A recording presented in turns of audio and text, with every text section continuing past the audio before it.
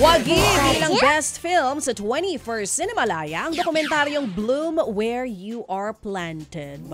Title pa lang maganda na. Umiikot po ang storya sa tatlong land right activist mula po sa Cagayan Valley. Wagi bilang best actress si Maylene Dizon habang best actor si Jojit Lorenzo. Best supporting actor si Nanding Joseph o Yosef. Tatlo silang bida sa habang nilalamon ng Hydra ang kasaysayan. Tatlong parangal naman po ang iniuwi ng Cine Martyrs kasama po ang Best Director, Best Original Score at Special Jury Prize. Wagi rin ng tatlong awards ang Child Number 82 tulad ng Audience Choice Award, Best Screenplay at Best Supporting Actress para kay Rochelle Pangilinan. Best Cinematography at Best Sound Design naman ang Raging na pinagbibidahan po ni Elijah Canlas. Habang dumagundong ang Meralco Theater dahil po sa OPM Countdown Show na Vibe. Opening pa lang, pasabog na kaagad. Woo! Ang performance ng Vibe Jacks na sina Maxi, Quinay at ni Anna Ramsey. Hataw din po sa sayawan ng ilang pang Vibe Jacks na sina Joao, Ryle, Paolo at Kitch.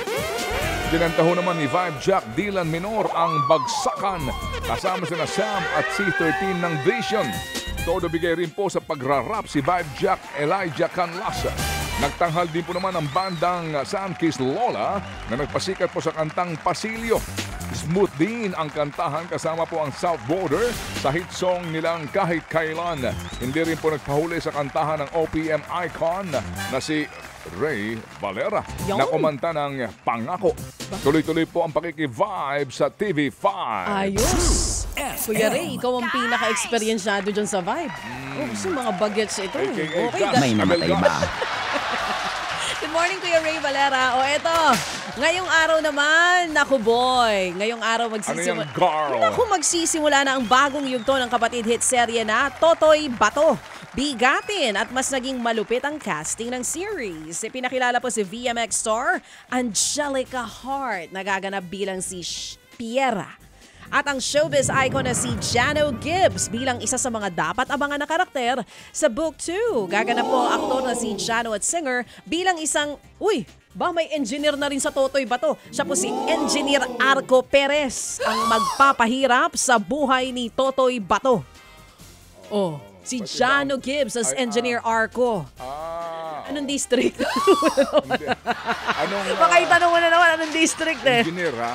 Oo, engineer siya. Umpisa pa lamang po ito dahil may isa pang pasabog na karakter ang ipakikilala sa Totoy Bato. Abangan po tuwing alas 7 ng gabi sa TV5. Baka yung susunod na karakter either congressman or senador na. Ang susunod. Kasi may engineer na tayo mga mga OA ba yung lalabas dyan? Kailangan. Dapat OA. Kailangan. Dapat mga Aktingan OA. yan Oo. Sige. Samantala, sabi ho naman ni Dr. Gerald C., wala pa daw hong OA ngayon sa C5 ha. Yung mga OA po na naman, diwang-wang, wala pa ngayon. At tulog pa nga. Maya-maya po yan. Tanghali po ang gising mga yan. plate number. Oo. Madalas marami po yan bandang alas 10, alas 11. Dito sa EDSA, dami kong kasabay Oo. Mga ganun ang oras ng pasok sa trabaho. Wala pa daw po. Ay talaga naman. Mamaya pag-uusapan po natin yan. Ano ba talaga ang panuntunan tungkol diyan? Sige, magsasama-sama ho naman ang ilang punk and emo music bands para po sa Playback Music Festival May 2026. Nostalgia overload po ang hatid ng American rock band na Dashboard Confessional na kilala po sa hit nilang Vindicated at Hands Down. Nandun din po ang Red Jumpsuit Apparatus na nagpasikat po ng Your Guardian Angel at ang Face Down. Oh my God. Sasamahan pa po sila ng Canadian band na Favor Drive. May 8 ang Manila show ng festival at susundan po ng isa pang gig sa Cebu kinabukasan. Pumanaw na po sa edad na si 39 ang American actress na si Diane Keaton. Kinumpirma po ng publishing company na naglathala ng ilan sa mga libro ni Keaton ang pagpanaw po ng aktres. Sumikat si Diane Keaton sa kanyang pagganap sa 1977 romantic comedy movie na Annie Hall. Nakilala rin po siya sa kanyang husay sa pagganap sa mga pelikulang gaya ng The Godfather at The First Wives Club. Yes, ang galing umarte nito. Mga kapatid, brothers and sisters, saan ka pa? Dito na tayo sa totoo. Dito na tayo sa True FM. Mga kapatid, mag-subscribe and follow po kayo sa social media accounts ng True Network PH. Yan po kami. Hanapin nyo lang True Network PH, Facebook, Instagram, YouTube, TikTok, and podcast.